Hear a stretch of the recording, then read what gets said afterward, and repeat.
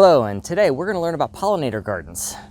And yes, I'm going to go off a script. So we want to learn a little bit more about pollinator gardens. I'm not sure if you've heard about them. They are gaining a lot more popularity nowadays. And I'm here with Heather Bradley, and this is her pollinator garden.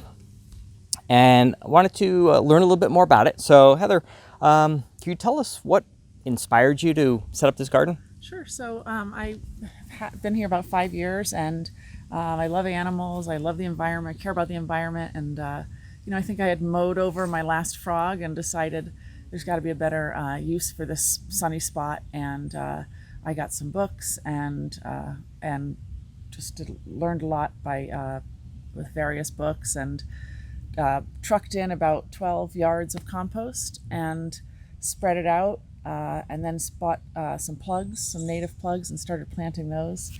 And then this is just it's only a year old. It's a year old. Last May, May 28th is when 2020 is when I planted it. So, it really does a lot on its own, and it's very little upkeep.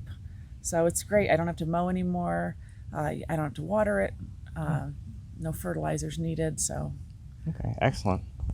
All right, well, let's take a walk around, okay. And if you want to just point out some of the different flowers that you planted, sure. So that way people can get kind of put I'll say the plant version of face to the name. Sure. Okay. All right, so we'll start with these purple flowers right here. Sure. So this is Asclepias Incarnata. Its common name is swamp milkweed or rose milkweed. You can actually see there are some monarch caterpillars that are right underneath there. Looks like there's 3 of them in there. Can you see those? Yep. And this is the only thing that monarch caterpillars can eat if they can't live on anything else. Only Asclepias or milkweed. So this is one type. There are several types of milkweeds, but this is a real pretty one for a garden. Okay. And it looks like the flying pandas, also known as bumblebees, yeah. are really liking it as well. They're a really important bee here in Connecticut, and they love lots of things come to this, not just monarch butterflies. And they don't sting. A lot of people say, well, I don't want a pollinator garden because I don't want to get stung by a bee. They're not wasps. These bees don't sting unless you were actively trying to attack them, or they're young, so they won't sting people.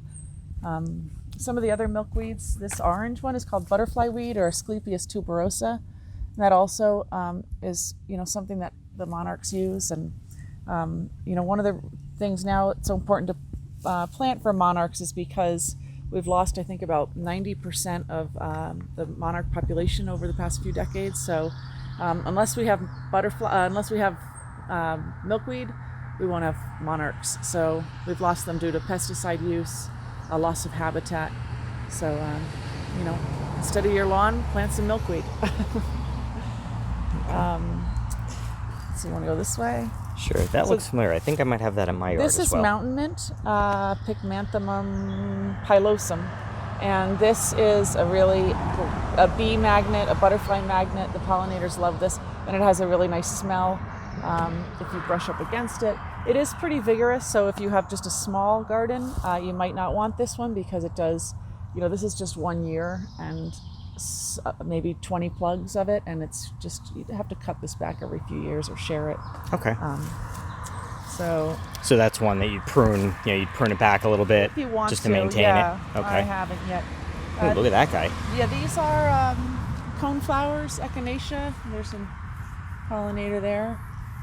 The deer tend to like these. Sometimes I see that they're not untouched in other yards, but sometimes the deer come in when they're really young and eat them.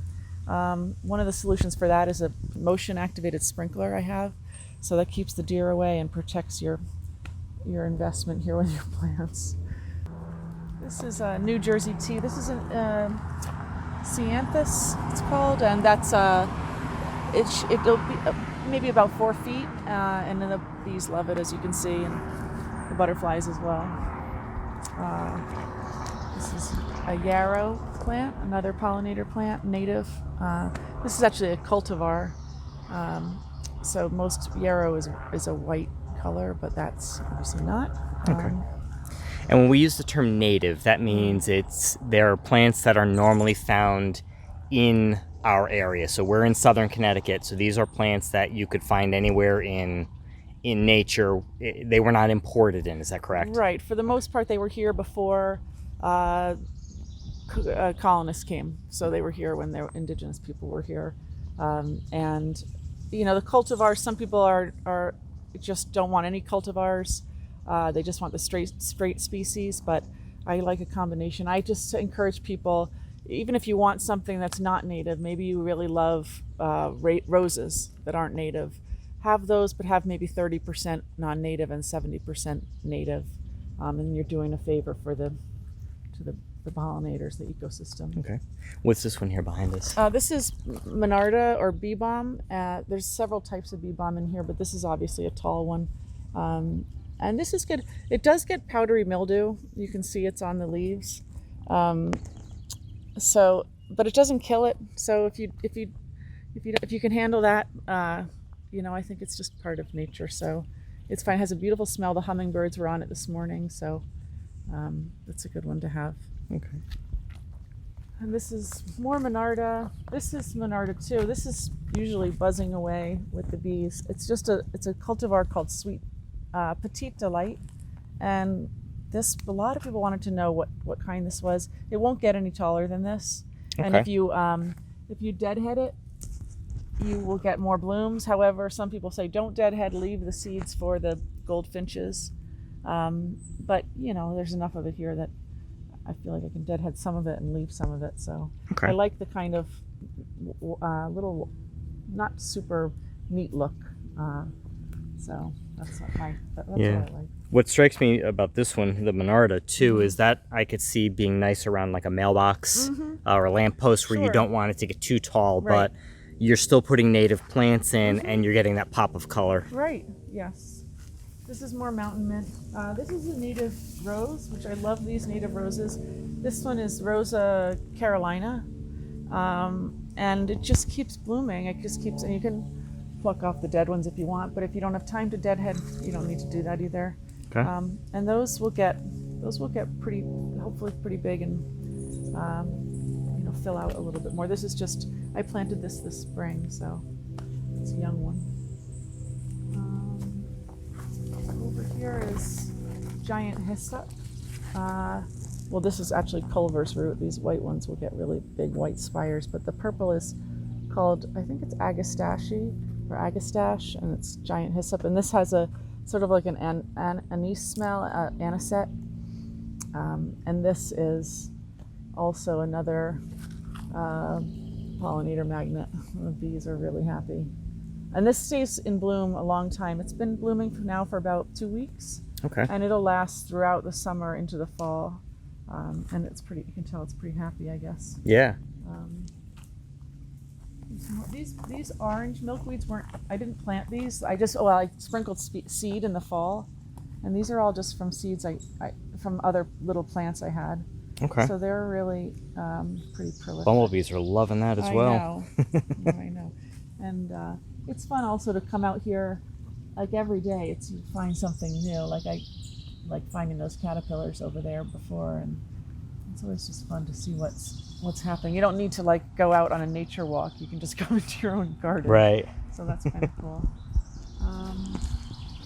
I try to have something for every, you know, as much of the season as possible. So starting really early in March, get some things that the early pollinators can use, and then, you know, all through the summer, and then into, you know, even late November, there'll be pollinators getting ready to pack it in, but they need something to fuel their journey. So okay.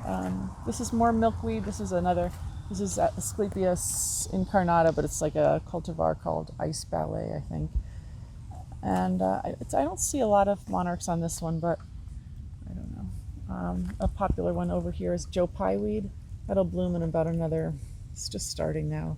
That you'll see on like roadsides. It's a pretty hardy plant. That's another one that the deer got to this one, but it's recovering. They don't kill them, but yeah. And then this is a massive goldenrod. It's called Fireworks. It's a really popular cultivar, and it's called Fireworks because it has like golden, it'll look like trailing fireworks, the golden flowers coming off of it. Okay. So, and this will fill out too. So there's some blueberries in the back there. So you get some snacks while you're at it. Yeah, it's good to have a water feature. This is one I made. It's just a rock that I found and it's on a milk crate in a galvanized pot. I found the plant online, and it's good for migratory birds because they can hear the water when they come in. Okay. And so they can find a water source.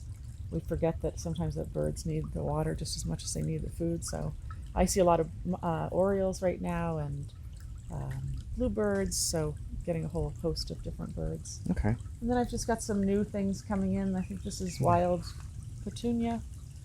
And on the water, that's Yep. and that's better than your traditional bird bath, right? Because it's not stagnant water; Right. it's moving. Yeah, and I like the sound of it. Okay. I do have just a granite bird bath over there, and that's, I just change it from time to time. So Okay. the prickly pear right there, that's kind of a fun one. That's a cactus that is native to our area, Okay. and the rabbits like it, so I keep it covered usually. But, this is a high bush cranberry. It's a viburnum, and viburnum there's a lot of different viburnums that are native to our area, and this is not the cranberries like that you see from the bogs, but it's a different type of cranberry. Okay. But the birds will like those. This is something that bloomed earlier. This is false indigo. It's got a beautiful yellow flower. Okay. So, yeah, and I've got some people sometimes ask me what the stumps are for. I've got 3 of them, and it's good to have habitat. So the birds will use it to bury things in over the winter, and various insects will lay eggs in it. And speaking of that, I don't rake any leaves. If you do this, you don't have to worry about raking. You can just leave the leaves. And, I have noticed that I have a ton of fireflies this summer at night that I don't remember seeing before. And fireflies will overwinter under the leaves. So if you rake them up, you're not going to have the fireflies and the other things that overwinter. Some butterflies overwinter under the leaves. So leave your leaves. All right. Excellent. Mm-hmm.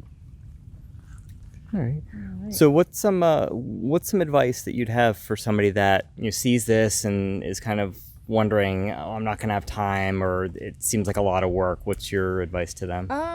Call me. It's not as much work as it seems. It's a lot less work than having a perfectly mowed lawn. I rarely water unless we go through a severe drought. Okay. And once you plant it, they'll just keep coming back every year. And you don't, like I said, you don't have to deadhead anything. And it's really not that much work. I think the way I did it was I looked at a lot of different pictures of gardens and found the ones that appealed to me, and then I sketched it out with colored pencils, and went with colors instead of plants, because I didn't at the time know much about the plants at all. So Okay. Everyone should have, there's some basics, like I think everyone should have milkweed, just because of the monarch butterflies. But milkweed, asters are a staple of a pollinator garden, and the bee balm. But and more and more nurseries are selling native plants these days. There's Nature Works in Northford is great. Agway is starting to sell a lot of native plants, so I'll look for the label that says native plants. So, all right, and just a reminder to the viewers that we are in Southern Connecticut, so these plants that you're seeing are all native to Southern Connecticut. If you are watching in a different area, look up what's native to your specific area. Thank you so much for showing us your garden. This is wonderful. Hopefully, hopefully the viewers have learned a little more about pollinator gardens and how little work it actually takes once they're set up. So hopefully that will help our viewers learn a little bit more about what they can do to maybe reduce the amount of just, and I'll use the term useless, grass. All they do is it's green and you mow it. But even just looking at some of the other things that can happen naturally within grass, like clover, I know my yard has a lot of clover, the little white flowers. The bumblebees love it, and I try to let it go to flower and let the grass get a little taller before I mow it, give them a chance to kind of grab some of that pollen. But so yeah, thank you so much for showing us your garden. Thanks very much. And let's go check out a couple more gardens. All right, so we're now in Brantford. This is another pollinator garden, and I'm here with Donna. She is the keeper of this, and I'll let Donna talk a little bit about kind of what inspired this. And so I guess that would be the first question is, what got you started in the concept of, hey, I want to do a garden that's just natural with all natives? What kind of brought that about? Well, it was the plight of the monarch butterflies. Okay. Their only food source is the milkweed plant, and it's been looked at as a weed plant, and a lot of people cut them down and don't want them in their yards or in the landscape, no matter where that is, agriculture or whatever. So when the monarchs come in, there's no place for them to lay their eggs. Okay. And I was really upset over that, so I wanted to have a garden that incorporated native plants. And then, of course, learning about pesticides and whatnot, and that's killing off our pollinators. So I wanted a garden full of native plants that would help those pollinators, and especially the monarchs. Okay. And as they say, if you plant it, they will come. And here's the evidence. This is a young monarch caterpillar here feeding on the milkweed. So, hopefully, if the predators don't get it, it will grow up and become another butterfly. So, it's just so important to try to help our pollinators because, even in the long run, it hurts us. Pollinators are the major thing that pollinates our food plants. Right. If we don't have our pollinators even in our agriculture settings, we're not going to have food. Plain and simple, because you're not going to be out there with a paintbrush pollinating every plant to feed thousands of people. So basically the cycle is know what we consider weeds, no pollinators. No pollinators means no food, which means we're in trouble. Yeah. Very simple logic if you think about it. Everything is connected. Right. So this was my chance to give something back that we've taken away. Okay. So this is sort of like a meadowy version of a pollinator garden. This is not all nice and manicured. Mm-hmm. It didn't start out that way. My intention was to have something a little bit more manicured, but just seeing it, this is the 5th year I believe I've had this going. Okay. And it's just kind of taken on a life of its own, and basically how it would happen like in nature without human intervention, because I'm assuming there's been no fertilizing, no weeding. Nope.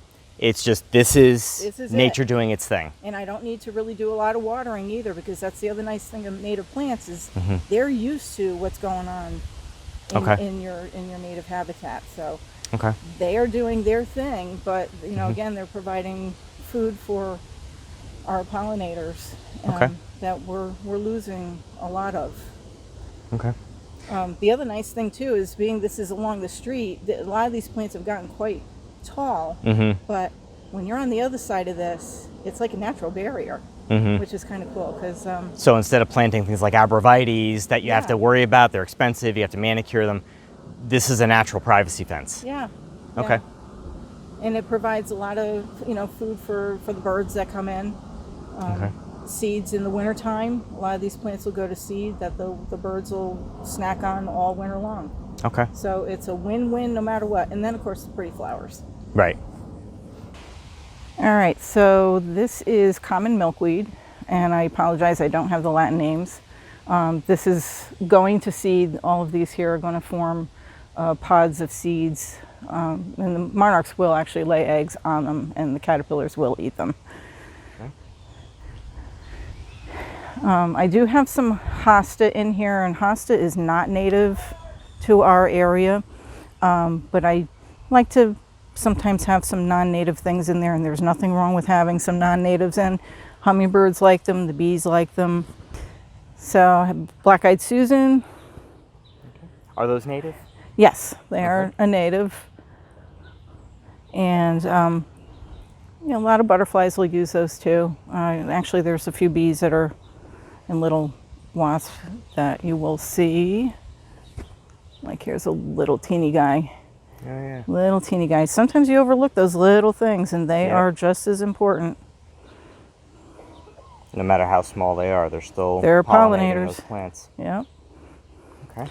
There's a lot of things that are not ready to bloom yet, but they are beginning to. This is one of the species of goldenrod. Okay. Very much a native, very good plant to have, especially later in the season. I actually am not sure what this is. I think this might be one of the fleabanes. Again, things sometimes grow in here, and I'm not sure what they are, so I wait for them to bloom. Okay. And if it's a yay or a nay, I'll make a decision at that point. Gotcha. Okay.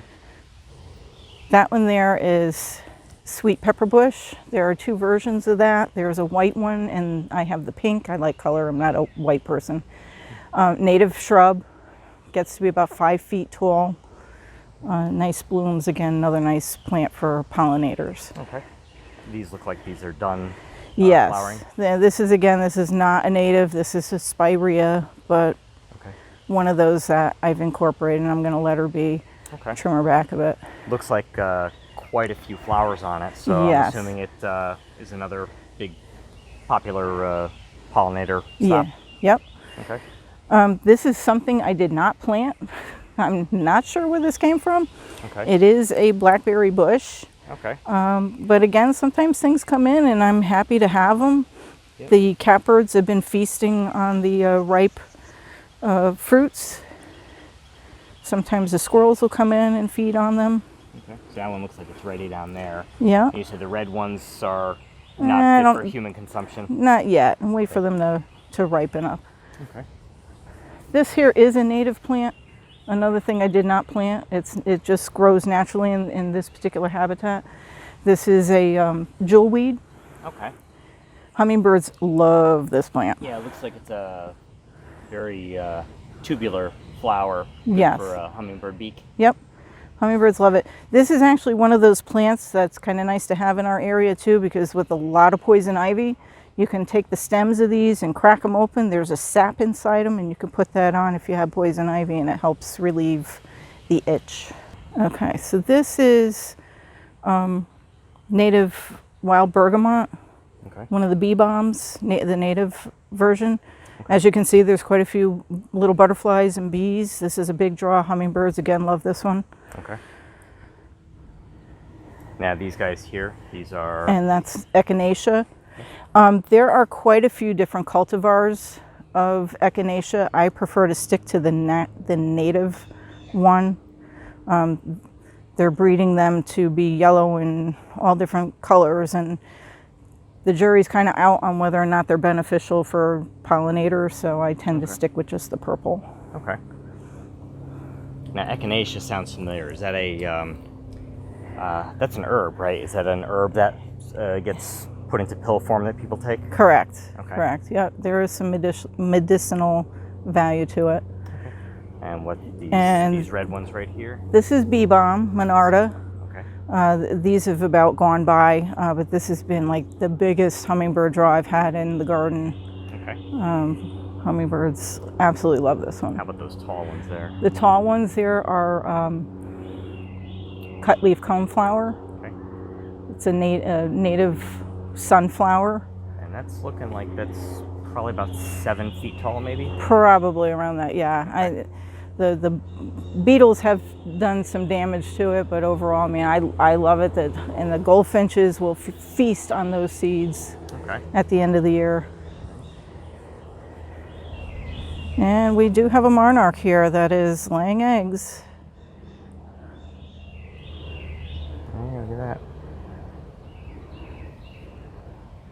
Again, on the milkweed. On right? milkweed. And again, it's their only food source. Okay. So like I said, if you plant it, they will come. All right. And what do you got here, these boxes? These are bee boxes. Okay. These two, as you can see, some of the holes are filled in. There were some mason bees that were nesting in there. Some of them are closed up. So the adult would have laid eggs in there and then filled it with pollen, I believe they use as a food source. Okay. And the larva will grow up in there and then hatch its way out. Okay. And then these little slots. This one here is a butterfly house. This is Okay. a gift from my friend Brenda to add into the landscape.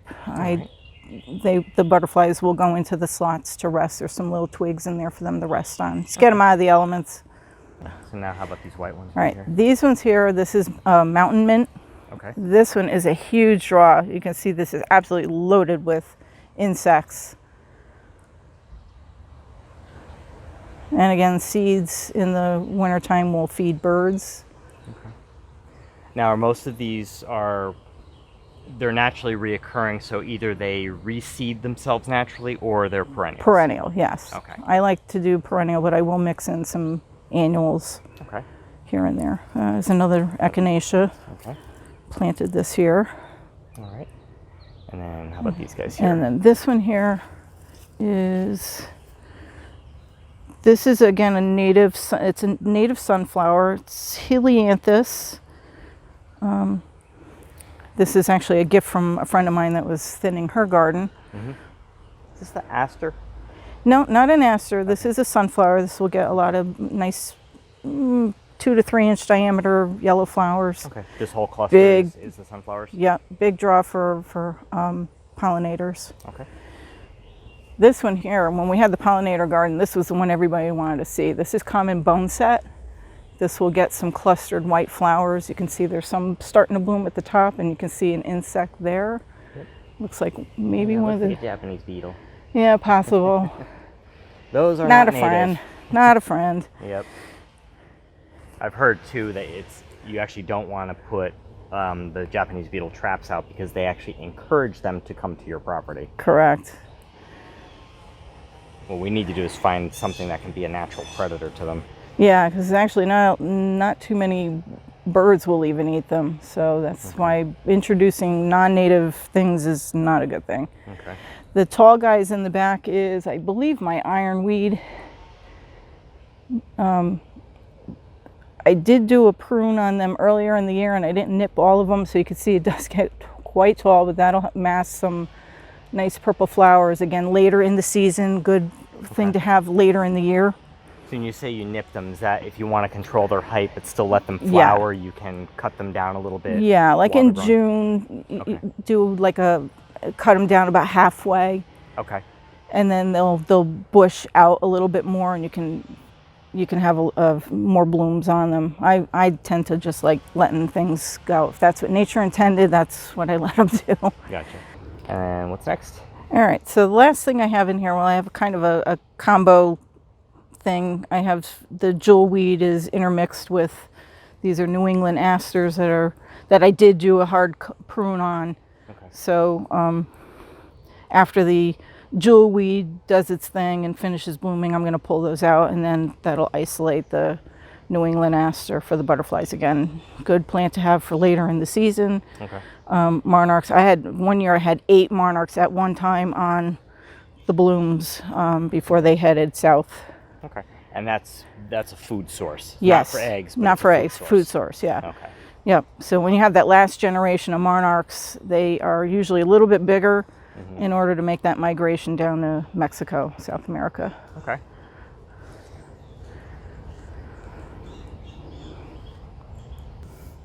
All right, well, that was pretty impressive. It's quite a bit here, and this is actually decent size when you think about it. This was probably, what a good 20 feet that way and 20 feet that way. Yeah. So that's pretty impressive, and it's almost no maintenance, which is nice.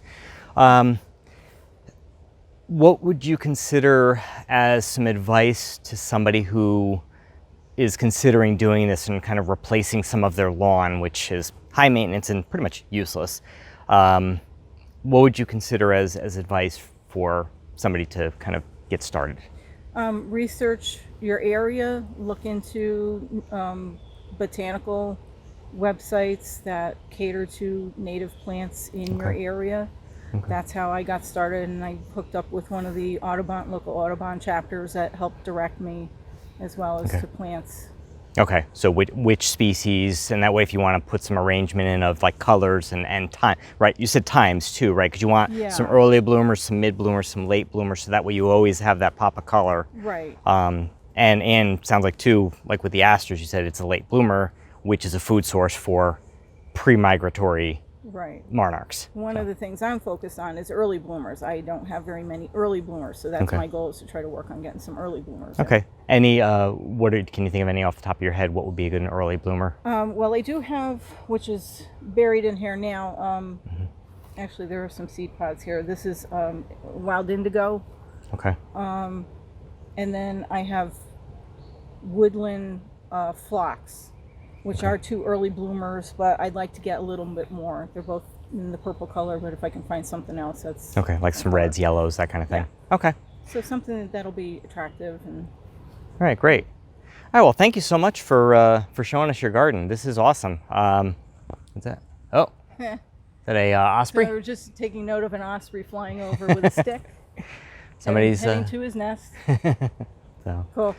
All right, well, very cool. Thank you so much. And yeah, so hopefully this has given you some ideas, some inspiration as to what you can do to kind of reduce your, the amount of acreage that you have for lawns, which, I don't know how lawns got started. That's another thing that you can probably Google, but we've actually shown that there's really not a lot of benefit to a lawn because it's a lot of maintenance and, what's the point of it, because the pollinators don't use it. So I think it had something to do with English kings. Oh, okay. And royalty and trying to look like you're rich. Okay. The more lawn you had, the richer you were. Let's plant some green carpet. Yes.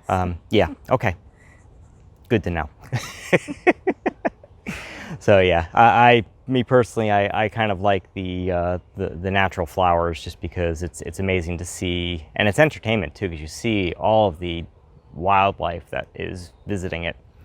I noticed. Yeah, I'll park a chair out here and I just spend hours just watching what's visiting. Yeah. Okay, very cool. Oh, well, Donna, thank you so much. Thank you for watching, and hopefully you got a lot out of this. I'll have some links following up with some contacts that you can research to get your own pollinator garden started. So thank you so much for watching.